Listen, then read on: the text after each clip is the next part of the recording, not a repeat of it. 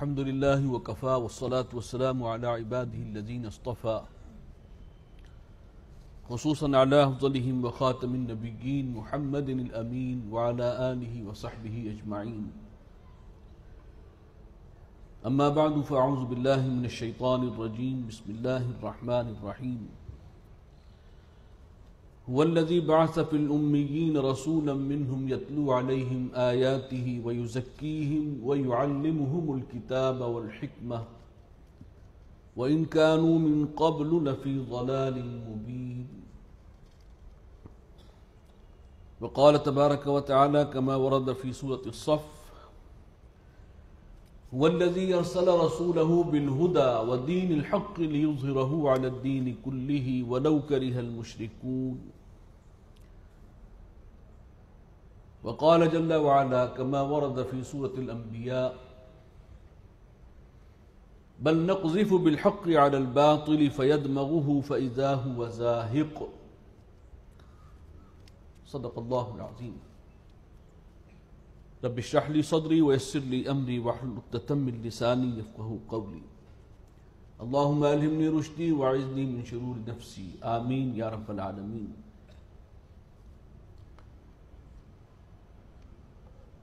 محترم احباب اور رفقاء اور معزز خواتین، آج کے جو عنوان ہے قرآن مجید اور نبی اکرم صلی اللہ علیہ وسلم کا طریق انقلاب، اگرچہ مجھے یہ سہولت حاصل ہے کہ مجھ سے پہلے انجینئر نوید صاحب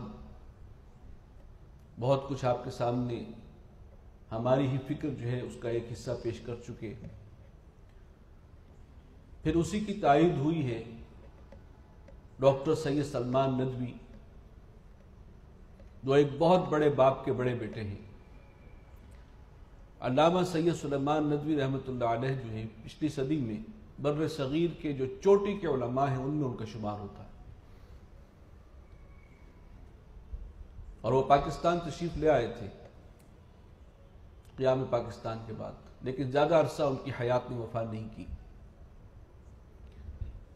جب پاکستان میں یہ سوال اٹھا تھا کہ دستور اسلامی دستور ہونا چاہیے، مطالبہ جو ہے دینی طبقات کی طرف سے آیا، یہ سن 50-51 کی بات ہے۔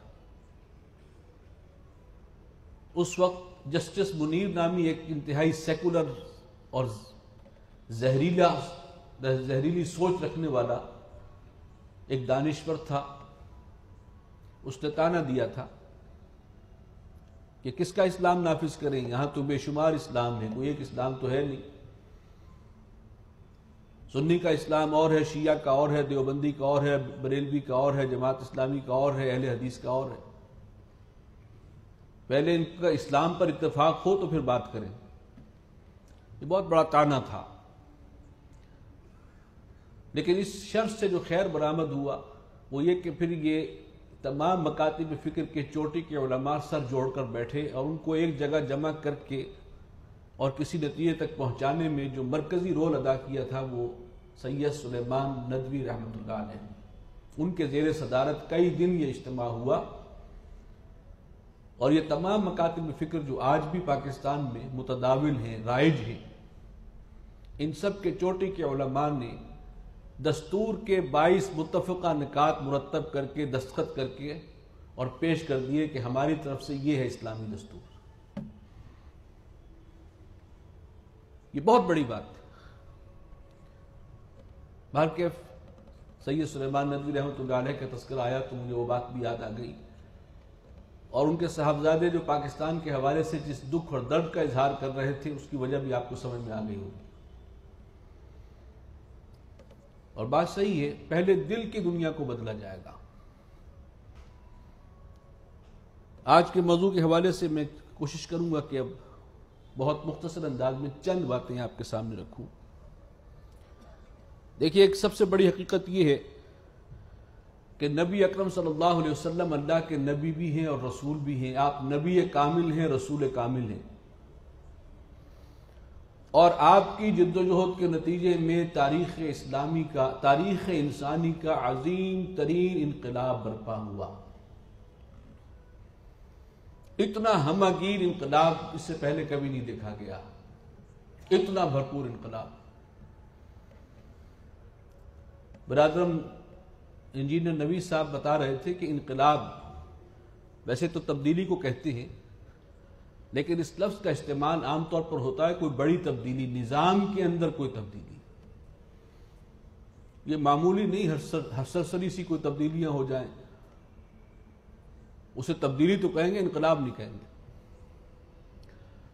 لیکن ہر پہلو سے انفرادی اور اجتماعی مکمل ترین کامل ترین تبدیلی تھی تو نبی اکرم صلی اللہ علیہ وسلم کے لائے ہوئے انقلاب میں تھی۔ اسی طریقے سے یہ بات بھی سمجھ لیجئے، بلکہ اس کی وجہ پہلے میں بیان کر دوں کہ نبی اکرم صلی اللہ علیہ وسلم کا جو خصوصی مشن تھا وہ تھا ہی انقلابی۔ آپ نبی کی حیثیت سے، میں نے عرض کیا تھا کہ آپ نبی کامل تھے صلی اللہ علیہ وسلم، نبی بھی ہیں، رسول بھی ہیں۔ ختم نبوت اپنے عروج پہ پہنچ کر یہ چیپٹر اللہ نے کلوز کر دیا۔ ذات محمدی علی صاحب الصلاۃ والسلام پر، یا ایھا النبی انا ارسلناک شاہدا ومبشرا ونذیرا وداعیا الی اللہ باذنہ وسراجا منیرا۔ یہ تمام انبیاء کے اندر یہ صفات بھی ہوتی تھی، اور اسی کے حوالے سے ان کا ایک خاص مشن ہوتا تھا افراد کو بدلنے کا، وہ ہدایت کا روشن چراغ ہوتے تھے۔ تو اس میں بھی چوٹی پر ہیں نبی صلی اللہ علیہ وسلم، لیکن ایک خاص مشن آپ کو بحیثیت رسول دیا گیا۔ هو الذی ارسل رسولہ بالہدی ودین الحق، وہی ہے اللہ کے جس نے بھیج دیا اپنے رسول کو صلی اللہ علیہ وسلم، دو عظیم ترین تحفے دے کر بھیجا نوع انسانی کے لیے، الہدا کامل ترین گائیڈنس، اعلیٰ ترین مکمل ترین جامع ترین، اور دین حق اعلیٰ ترین نظام عدل اجتماعی، سسٹم آف سوشل جسٹس، ہر سطح پر جس میں عدل ہو، پورے نظام زندگی پر، پورے نظام زندگی پر دین کو غالب اور قائم کرنا اور باطل کو جڑ سے اکھاڑنا، یہی تو انقلابی مشن ہے جو نبی صلی اللہ علیہ وسلم کو دیا گیا۔ آپ اس اعتبار سے حقیقی معنوں میں رسول انقلاب تھے۔ اسی لیے سورہ صف میں جب یہ بات آئی تو فوراً اس کے بعد ہی کہا گیا اس کے لیے کام کون کرے گا؟ رسول تو ہوں گے ہی، لیکن جو ان کے وفادار اور جانثار ہیں وہ دست و بازو بنیں گے۔ یا ایھا الذین آمنوا هل ادلکم علی تجارۃ تنجیکم من عذاب علیم تؤمنون باللہ ورسولہ وتجاہدون فی سبیل اللہ۔ اس کے لیے اب جہاد اور قتال کی منزلوں سے گزرنا ہوگا، باطل نظام کو جڑ سے اکھاڑنا ہے، اور یہ ہو کر رہے گا۔ 3 مرتبہ قرآن مجید میں نبی صلی اللہ علیہ وسلم کی یہ بات کے حوالے سے یہ بات آئی۔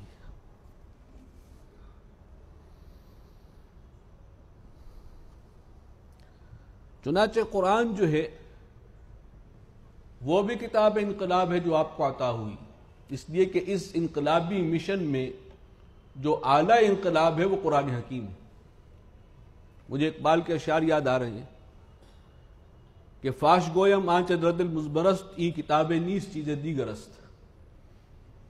صاف ہی نہ کہہ دوں وہ بات کا جو میرے دل میں ہے، یعنی قرآن کے حوالے سے میرا جو تاثر ہے، جو میرے احساسات ہیں، اقبال کہتے ہیں کہ میں روک نہیں سکتا، اب میں اس کو صاف صاف کھول کر بیان کر رہا ہوں۔ ای کتاب نیز چیز دیگرست، یہ کتاب نہیں ہے عام معنوں میں جو تم کتاب سمجھتے ہو، کچھ معلومات کا جو ہے وہ ذخیرہ ہو، چیز دیگرست اور ہی شے ہے۔ اب اس کتاب کی عظمت کے حوالے سے جو اگلے الفاظ ہیں اقبال کے، مثل حق پنہاؤ ہم پیداست او زندہ پائندہ گویاست او۔ ذات باری تعالیٰ کی طرح یہ بھی الظاہر بھی ہے، الباطن بھی ہے، یہ خود کلام کرتا ہے، یہ زندہ ہے، پائندہ۔ جس ہستی کا کلام ہے اس کے تمام صفات کی عکاسی اس کے اندر موجود ہے۔ چنانچہ اقبال اسی حوالے سے کہتے ہیں، چوں بجاں در رفت جاں دیگر شود جب یہ کتاب اور اس کا مضمون اور اس کا اندر جو پیغام ہے وہ کسی کے باطن میں اتر جاتا ہے، اندر انقلاب آ جاتا ہے۔ جہاں چو دیگر شد جہاں دیگر شود، جب اندر کی دنیا میں عظیم انقلاب آ گیا تو پھر یہی انقلاب خارج اور آفاق کے انقلاب کا پیش خیمہ بنتا۔ یہ کتاب انقلاب ہے، اور حضور صلی اللہ علیہ وسلم کو انقلابی مشن دیا گیا۔ چنانچہ ان کے منہج کے حوالے سے طریقہ کار کیا ہے اس کے لیے بھی قدم قدم پر رہنمائی یہیں سے ہے۔ اب اس انقلاب کے حوالے سے ایک بات سمجھ لیجئے کہ اس کے دو بڑے مرحلے ہیں۔ ابھی جو بات کہہ رہے تھے کہ پہلے دل کو بدلو، بات صحیح ہے، میں ذرا اسے اور اصطلاحات میں بیان کر رہا ہوں۔ والد محترم رحمۃ اللہ علیہ اسے جس انداز سے سمجھاتے تھے، انقلاب کے لیے ایفرٹ تو کرنی پڑتی ہے، جان و مال کی قربانی تو دینی ہوتی ہے، خون کا نذرانہ تو پیش کرنا ہوگا، اس کے بغیر انقلاب نہیں آتا۔ لیکن ایک پہلا مرحلہ ہے اور ایک اختتامی مرحلہ ہے۔ پہلا مرحلہ کیا ہے؟ پہلے مرحلے میں ایک جماعت کی تیاری ہے، انقلابی جماعت کی، اور دوسرے مرحلے میں پھر اس انقلابی جماعت کو جب وہ پختہ ہو جائے تو پھر باطن نظام کے ساتھ ٹکرانا ہے۔ انجینئر نوید مکی دور کیا ذکر کر رہے تھے، اس کے حوالے سے انہوں نے بہت کچھ اس پر روشنی ڈالی کہ قرآن مجید سے ہمیں کیا رہنمائی ملتی ہے، اور اس پہ جو رہنمائی ہے اس کا جو عملی مظہر ہے وہ نبی صلی اللہ علیہ وسلم کی جد و جہد ہے، آپ کی سیرت۔ ایک دور وہ تھا مکی دور کہ تمہاری گردن اڑا دی جائے، چیتھڑے اڑا دیے جائیں، تمہیں دہکتے ہوئے انگاروں پر لٹا کر کباب بنا دیا جائے، لیکن ہاتھ نہیں اٹھا سکتے، ریٹیلیٹ نہیں کر سکتے، برداشت کرو۔ تمہارے سامنے حضرت یاسر اور حضرت سمیہ کو مظلومانہ انداز میں، بہیمانہ انداز میں، انتہائی مظلومیت ان کی، اور اس طرح سے شہید کر دیا جائے، لیکن ہاتھ نہیں اٹھاؤ گے، دیکھتے رہو، صبر کی تلقین کرو۔ کفو ایدیکم۔ اور اس مرحلے کے اندر یہ جو پہلا مرحلہ ہے، جماعت کی تیاری ہے، حزب اللہ کی تیاری ہے، اس میں سارے کا سارا جو انقلابی پروسیس ہے وہ قرآن مجید کے گرد گھوم رہا ہے، 100%۔ یہاں بھی اقبال کا مجھے ایک شعر یاد آ رہا ہے اس انقلاب کے حوالے سے۔ اقبال اصل میں دور حاضر کا سب سے بڑا ترجمان القرآن تھا۔ ان کی شاعری کے اندر عظمت کیوں ہے؟ اس لیے کہ سب کا سب قرآن کے مضامین ہی کو انہوں نے سمویا اپنی شاعری، وہ عظمت تو قرآن کی ہے، اور ان کی شاعری جو ہے وہ 100 سال گزرنے کے باوجود بھی اسی طرح تر و تازہ ہے۔ یہ بھی اعجاز اصل میں قرآن کا ہے، ان کی شاعری کا نہیں۔ وہ ایک عجیب انداز میں کہتے ہیں کہ گفتند جہان ماں آیا بے تمہیں سازت۔ جب یہ کیا کیفیت تھی اقبال کی وہ خود ہی جانے، لیکن کبھی کبھی خاص کیفیات طاری ہوتی تھی کہ اللہ تعالیٰ نے مجھ سے کہا، مجھ سے پوچھا کہ کیا ہمارا یہ جہان تمہیں پسند آیا، تمہارے مزاج سے سازگار ہے؟ گفتم کے نمی سازت۔ اقبال کہتے ہیں میں نے کہا کہ نہیں، مجھے تو پسند نہیں آیا، اور ظاہر بات ہے کہ اس کی وجہ کیا ہے، کیوں پسند نہیں آیا؟ یہاں ظلم ہے، یہاں ناانصافی ہے، یہاں استحصال ہے، یہاں اونچ نیچ ہے، یہاں طبقاتی تقسیم ہے، یہاں خوریزی ہے، دنگا فساد ہے۔ لیکن اقبال نے وہ کچھ نہیں دیکھا ہوگا جو آپ اہل کراچی دیکھ رہے ہیں، لیکن یہ سب کچھ ہے۔ گفتم کے نمی سازد، میں نے کہا کہ پروردگار مجھے تو پسند نہیں آیا۔ گفتند کے برہم زن، اللہ نے فرمایا کہ اس کو توڑ پھوڑ دو، لیکن کیسے توڑو پھوڑو؟ با نشہ درویشی در ساز و دمادم زن۔ یہ نشہ درویشی جو ہے، درویش بنانا ہے، اندر سے دل کو بدلنا ہے، انہیں تربیت اور تزکیے کے مراحل سے گزارنا ہے۔ جو لوگ اس انقلاب کے لیے نکلنا چاہیں گے، پہلے وہ درویشی اختیار کریں، اس میں اپنے آپ کو پکائیں، مشکلات سے گزاریں، سختیوں سے گزریں، آزمائشوں کی بھٹیوں میں سے گزر کر کندن بنے اور اپنا سبق پڑھتے رہیں، جتنی مشکلات آئیں اپنا سبق حق بات بیان کرتے رہیں، چاہے مار پڑتی ہو، گالیاں پڑتی ہوں، اور چاہے شدید ترین پرسیکیوشن اور تشدد ہوتا ہو، یہ کام جاری رکھنا ایک وقت تک۔ چوں پختہ شوی خودرا بر سلطنت جمزن، اور جب یہ جماعت یہ خود مضبوط ہو جائے، پختہ ہو جائے، کہ خام ہے جب تک تو ہے مٹی کا ایک انبار تو، پختہ ہو جائے تو ہے شمشیر بے زنہار تو۔ اکبر الہ نے بہت خوبصورت انداز میں یہ بات کہی ہے، تو خاک میں مل اور آگ میں جل، جب خشت بنے تب کام چلے، ان خام دلوں کے عنصر پر تعبیر نہ کر، بنیاد نہ رکھ۔ اس مرحلے سے گزرنے کے بعد جب پختہ ہو جاؤ تو اب خود کو، اس جماعت کو سلطنت جمزن، یہ سلطنت جم کس کی تھی؟ یہ سلطنت فارس تھی، اس وقت کی سپر پاور، پھر سپر پاور سے ٹکرا دو۔ مکی دور میں وہ بانشہ درویشی درساز و دبادم زن والا معاملہ تھا، اور یہی قرآن کہہ رہا ہے بل نقذف بالحق علی الباطل۔ جب پختہ ہو جاتے ہیں تو پھر ٹکراتے ہیں، لیکن اس سے پہلے ان مراحل سے گزرنا ہے۔ چنانچہ جب پختہ ہوں گے تو قرآن کہتا ہے کہ ہم حق کا، اہل حق کا کوڑا بنا کر اور باطل کے سر میں دے مارتے ہیں، فَيَدْمَغُهُ، اور اس کے نتیجے میں باطل کا بھیجا نکل آتا ہے، فَإِذَا هُوَ زَاهِقٌ، اور پھر باطل جو ہے وہ نیست و نابود ہو جاتا ہے۔ وہ حق کا کوڑا بنایا جا رہا ہے، پختہ کیے جا رہے ہیں، لیکن اس کے اندر سب سے پہلے باہر انقلاب لانے سے پہلے اندر کا انقلاب ضروری ہے، اور اس کا آلہ اور ذریعہ قرآن مجید۔ قرآن کی تعلیمات کے ذریعے پہلے افراد کے اندر انقلاب لاؤ، اور ایسے لوگوں کو جمع کر کے ایک تنظیم کی شکل دو، پھر ان کی تربیت کرو، ان کا تزکیہ ہو، اور وہ پھر آزمائش کی بھٹیوں سے گزریں۔ وہ واقعتاً صرف ایک اللہ کے طالب ہوں، اس کی رضا کے طالب، اور صرف آخرت ان کا مطلوب و مقصود ہو، دنیا نہیں۔ دنیا تو انہیں ملے گی اس کے بعد، جب وہ ان تمام مراحل اور شرائط سے پورے اتریں گے اور اس میں گزریں گے۔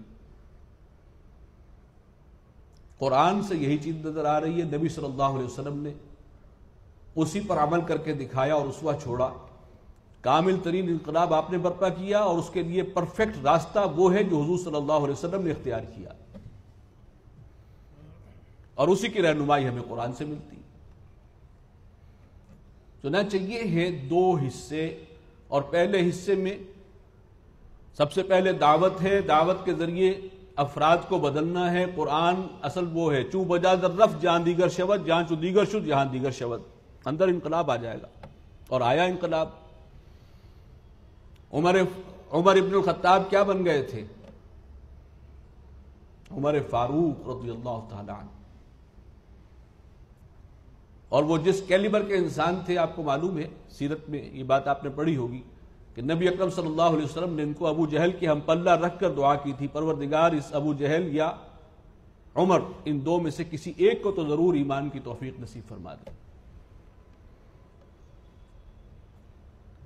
کیا سے کیا ہوئے پھر؟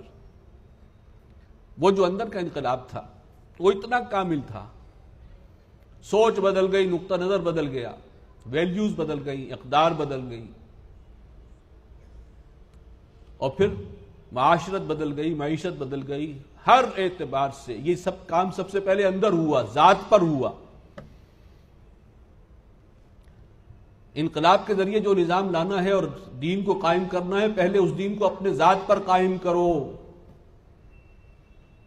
پھر گھر میں قائم کرو۔ ابھی ڈاکٹر سلمان ندوی صاحب یہ کہہ رہے تھے گھر سے شروع کرو، اور گھر کے اندر آپ خود بھی ہیں تو اپنے آپ سے پہلے شروع کریں۔ ترتیب تو یہی بنتی ہے۔ اسلام آباد پر پرچم لہرانے جا رہے ہیں اسلام کا، خلافت کا نظام قائم کرنے چلے ہیں، اپنی ذات پر جو ہے اسلام کو قائم کرنے کے لیے تیار ہی نہیں، اپنے گھر میں شریعت کا نفاذ وہ ممکن نہیں، تو پھر انسان خود کو دھوکہ دے رہا ہے۔ کسی اور کو کیا دھوکہ دے گا؟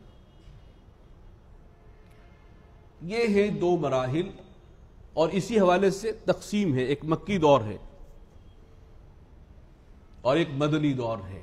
یہاں ہاتھ بندے رکھے ہوئے تھے، وہاں ہاتھ کھول دیے گئے، اوس و خزرج ایمان لے آئے، ایک بڑی پختہ کار جماعت جو ہے تیار ہو گئی ہے، جو حق کا کوڑا ہے اللہ کے ہاتھ میں، جو باطل کی پیٹھ پر برسنے والا ہے۔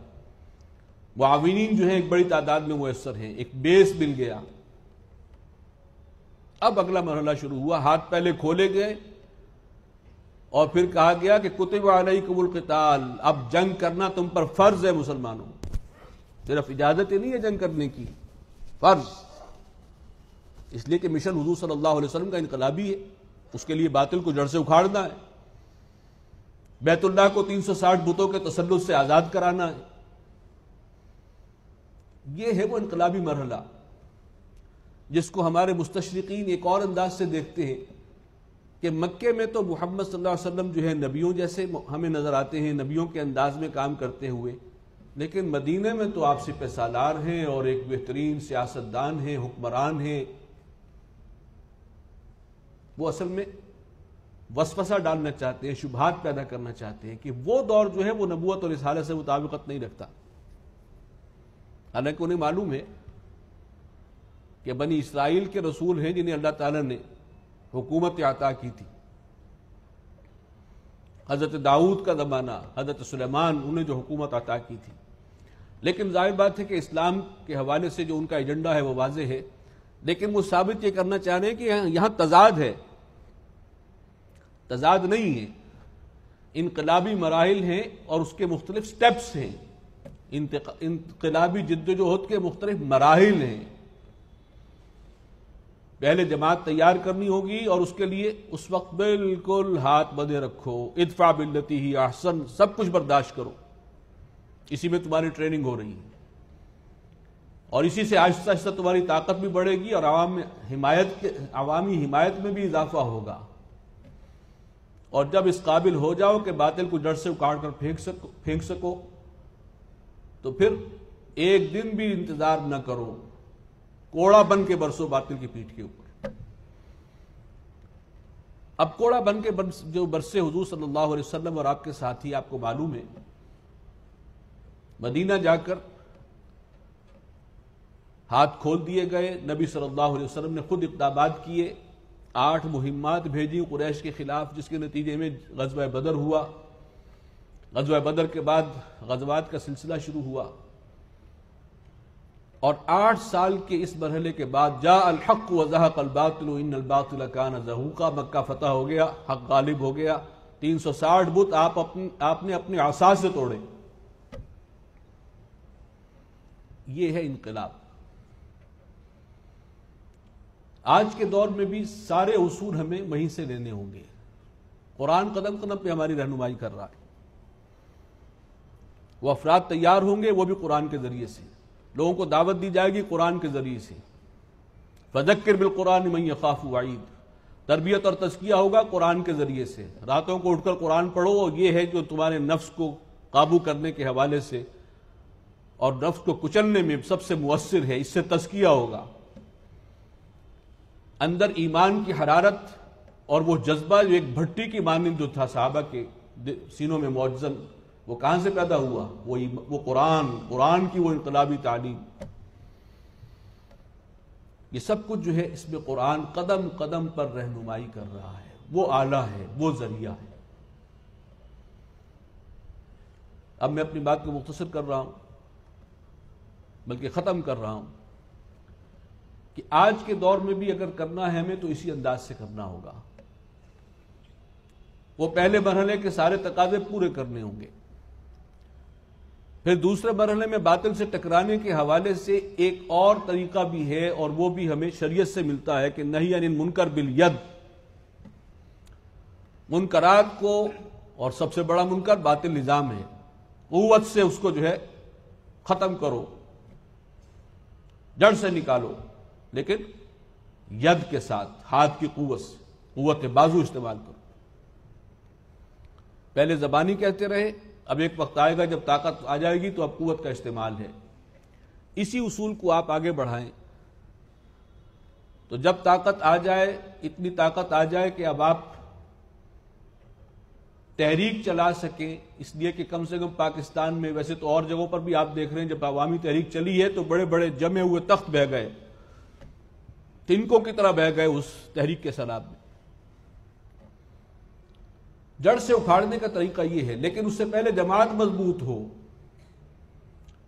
اور وہ جماعت جو ہے وہ ایسی ہو کہ خود اپنے وجود پر اور گھر میں شریعت نافذ کر چکی ہو، ان مراحل سے گزر چکی ہو، اور واقعتاً شہادت کا جذبہ لے کر اترے میدان میں، آرزو شہادت کی، اور پھر وہ ہر قسم کی سختی کے لیے تیار ہوں۔ ایک بڑی جماعت جب ہوگی، مضبوط جماعت، اور ساتھ عوامی تحریک اس کے ساتھ ہوگی، تب تک تو بہہ ہی جائیں گے، پھر بعد میں اس انقلاب کو کنٹرول کرے گی وہ جماعت۔ اور اگر جماعت مضبوط نہیں ہے، اس کی تربیت نہیں ہوئی، وہ آرگنائز ہی نہیں ہے، تو ہو سکتا ہے تحریک کے نتیجے میں وہ جمے ہوئے تخت تو بہہ جائیں، لیکن اس کے بعد اقتدار کس کے ہاتھ میں آئے گا اور پھر کیا خون خرابہ ہوگا، اس کے بارے میں کچھ نہیں کہا جا سکتا۔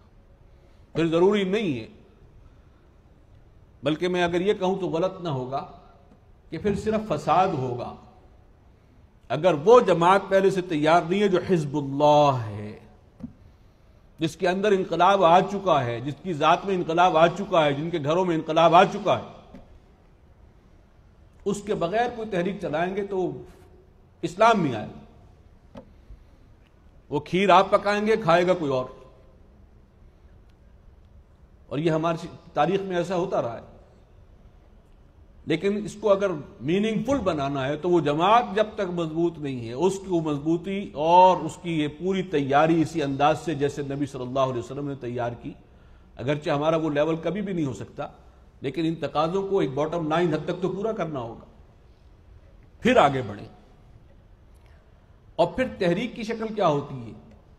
دھرنا، پکیٹنگ، مظاہرے، یہ قوت کا استعمال ہے کہ ہم بلاک کر دیں گے سسٹم کو، منکرات ختم کرو، یہ غیر اللہ کا نظام ہمیں نہیں چاہیے، یہ سودی نظام آج کے بعد نہیں چلے گا، ہم بلاک کریں گے، گھیراؤ کریں گے، جیم کریں گے سارے سسٹم کو، اور پھر واقعی جیم کریں، اور اس کے لیے نہ صرف لاٹھیاں کھانے کے لیے تیار ہو بلکہ گولیاں برسیں تو اس کے لیے بھی اپنے آپ کو پیش کریں آگے بڑھ کر،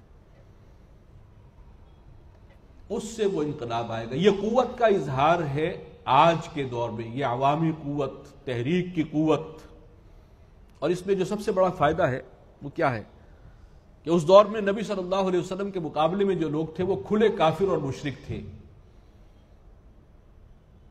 آج اللہ کے دین کے رستے کی رکاوٹ اور نفاذ شریعت کے رستے میں جو سب سے بڑی رکاوٹ ہے وہ خود مسلمان ہیں، کلمہ گو ہیں، ان میں نماز پڑھنے والے بھی ہیں، ان میں شاید تہجد پڑھنے والے بھی ہوں، اور ساتھ ہی امریکہ کے جو ہے فرنٹ لائن الائی بھی بنے ہوئے ہوں۔ یہ ایک انوکھی قسم کا اسلام ہے جو ہمارے ہاں ہے۔ یہ جو صورتحال ہے یہ نہیں چلے گی، چنانچہ اس میں پھر وہ ہوگا کہ وہی لوگ آئیں کہ جو پورے تیاری سے آئیں اور پھر اس نظام کو چیلنج کریں اور ہر قسم کی سختی کے لیے تیار ہوں۔ یہ ایک پریشر ہے، یہ بھی قوت کا اظہار ہے، اور اس قوت کے اس کے دباؤ کی وجہ سے پھر حکومتیں اور بڑے بڑے تخت بہہ جایا کرتے ہیں۔ اور یہ راستہ ہے، اس میں ہم کسی کلمہ گو کی جان نہیں لے رہے،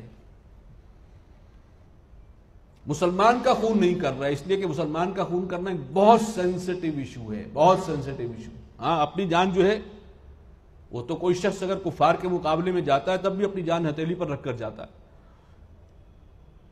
تو اس کے لیے نکلنے والے تو اپنی جان ہتھیلی پر رکھ کر جائیں گے کہ کوئی معلوم نہیں کہ اس کے بعد واپسی ہوتی ہے یا نہیں۔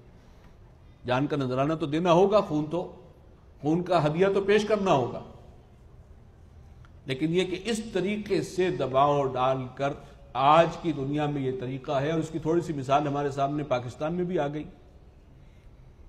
وہ کلا کی تحریک چلی اور مشرف کو بھی بہرحال پسپائی اختیار کرنی پڑی،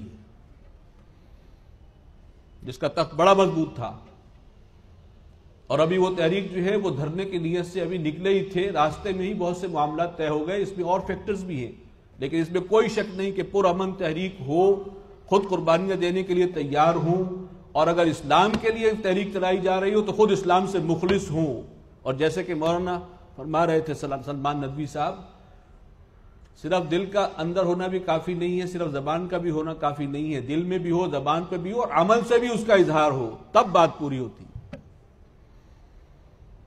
ایسے لوگ جب یہ کام کریں گے اور نکلیں گے، اور پھر جو ہے وہ تحریک، اس سے وہ انقلاب آئے گا کہ پھر نظام کو بدلا جا سکے گا، ورنہ صرف ہاتھ بدلتے رہیں گے۔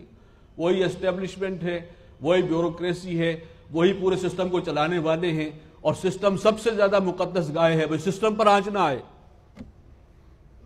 اس پر تو اتفاق ہے سب کا، اپوزیشن ہو یا وہ پارٹی جو ان پاور ہے، سسٹم کو بچانا ہے۔ جمہوریت، یہ جمہوری سسٹم جو ہمارا ہے، گلا سڑا، بدبودار، اور جس کے نتیجے میں بدترین استحصال، جو کچھ ہو رہا ہے مجھے کچھ کہنے کی ضرورت نہیں ہے۔ عوام کے ساتھ جو عوامی حکومت جمہوریت اور سسٹم کے نام پر کر رہی ہے، اس سے آگے تو شاید اس کی کوئی مثال دی نہ جا سکے تاریخ انسانی میں، جو کچھ ہمارے ہاں ہو رہا ہے۔ لیکن اس سسٹم کو بچانا ہے۔ الیکشن کے نتیجے میں سسٹم نہیں بدلا کرتا، چلانے والے ہاتھ بدلتے ہیں، کچھ چہرے، بلکہ اوپر کے کچھ چہرے بدلتے ہیں، نیچے سارا وہی چلا رہے ہوتے ہیں، وہی بیوروکریسی ہوتی ہے، وہی اسٹیبلشمنٹ ہوتی ہے۔ اوپر سے تھوڑی تھوڑی تبدیلی آ جاتی ہے، اور ان نعروں کو سن کر ہم بھی بڑی خوشنما توقعات وابستہ کر لیتے ہیں کہ چلو اب یہ نیا آئے گا تو کچھ نہ کچھ خیر ہوگی، میرا شاید کہ اس سے حالات بدل جائیں۔ اور یہ ہماری آرزو اس لیے بھی ہوتی ہے کہ ہم خود کو بدلنا نہیں چاہتے، ہم چاہتے ہیں کہ حالات بدلنے کے لیے کوئی آ جائے اوپر سے، اور کوئی نیا شخص اگر نعرے لگا رہا ہے، پہلے بھی بڑے نعرے لگائے گئے، تو کوئی بات نہیں، اس پر یقین کر لو شاید کہ ٹھیک ہو جائے۔ ہم نہ بدلیں، ہمارے شب و روز نہ بدلیں، ہم وہیں کے وہیں رہیں، تو پھر حالات بھی کبھی نہیں بدلیں گے۔ بہرحال وہ جو عظیم ترین انقلاب برپا کیا، اس کا راستہ، اس کے لیے رہنمائی، بس اس انقلاب کا مینول قرآن حکیم ہے، اور آئندہ بھی اگر اسلامی انقلاب لانا ہے تو اس کے لیے ساری رہنمائی قرآن و سنت اور سیرت سے ہی لینی ہوگی۔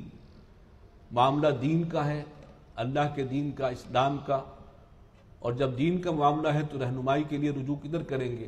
قرآن و سنت کی طرف، سیرت کی طرف، وہیں سے اصول لیں گے، وہیں سے رہنمائی لیں گے، اور پھر آگے چلیں گے تو انشاءاللہ یہ معاملہ جو ہے نتیجہ خیز ہوگا۔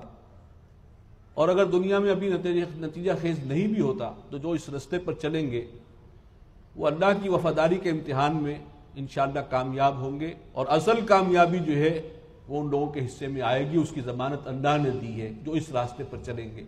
اللہ تعالی ہمیں اس راستے پر چلنے کی توفیق عطا فرمائے۔